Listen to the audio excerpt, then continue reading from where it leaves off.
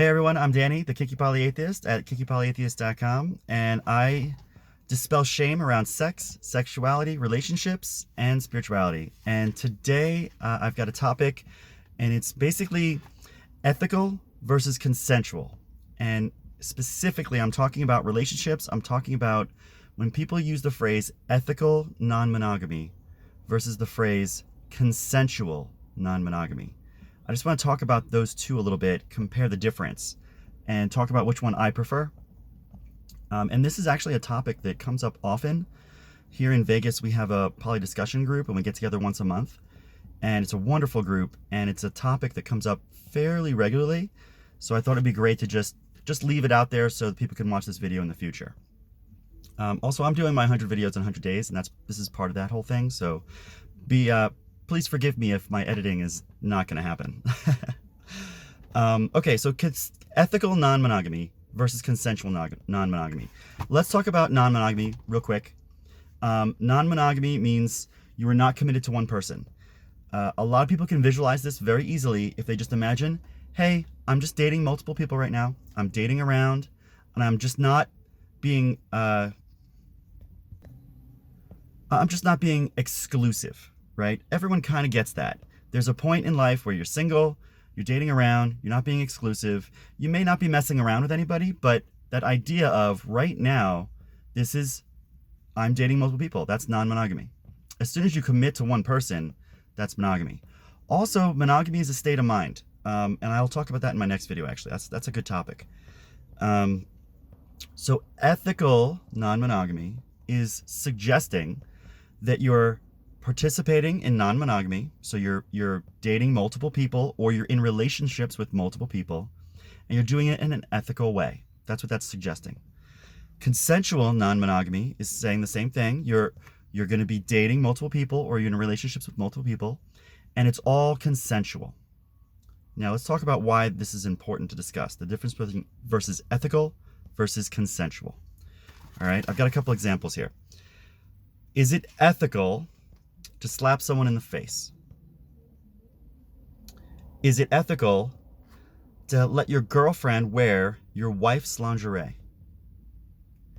Is it ethical to go on a date with your boyfriend and then immediately go on a date with your husband? Right? Like, these are just some simple thoughts here, and I'm asking you, is it ethical? And what gets uncovered very quickly is that ethical is up for debate. Everyone has a different opinion of what ethical is. And because it's such a gray area term, it could lead to huge disagreements and misunderstandings. Okay? Let me compare that to consensual. So here's those examples again. Is it consensual to slap someone in the face? Well, that's a yes or no question. Is that person asking you to slap them in the face? It could actually be consensual. Hey, we're joking around. I want you to slap me in the face because it would be funny, right? Like, you can slap someone in the face in a consensual way. I'm not recommending it unless you're into it. But suddenly it's a yes or no question. It's very black or white, no gray area in that. Do we consent? Do you consent? Do I consent? Does the person being slapped consent? Does the person doing the slap consent? That's very clear. How about, is it consensual to let your girlfriend wear your wife's lingerie? Again, that comes to yes or no. Does the girlfriend consent? Yes or no. Does the wife consent? Yes or no. No gray area there.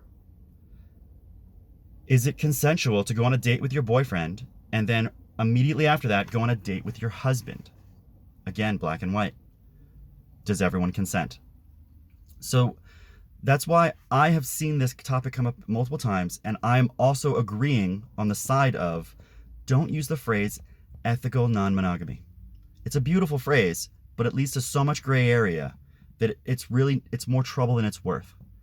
Consensual non-monogamy is what I recommend sticking to, because that means everyone involved agrees. And that's the only way non-monogamy is going to work, is if everyone agrees. And if people don't agree, then you better talk about it and set new boundaries and new agreements. So ethical non-monogamy versus consensual non-monogamy, there's the difference. And to back that all up, people call poly or polyamory one of these two phrases. And I'm going to, in the future, call my version of polyamory is always going to be consensual non-monogamy. Cool. Thanks for listening. Hope that cleared things up for you guys. How about you? Do you go with consensual or do you go with ethical? What works for you? And how do you keep it ethical if it's not consensual? How about that? Drop something in the comments. Thanks, guys.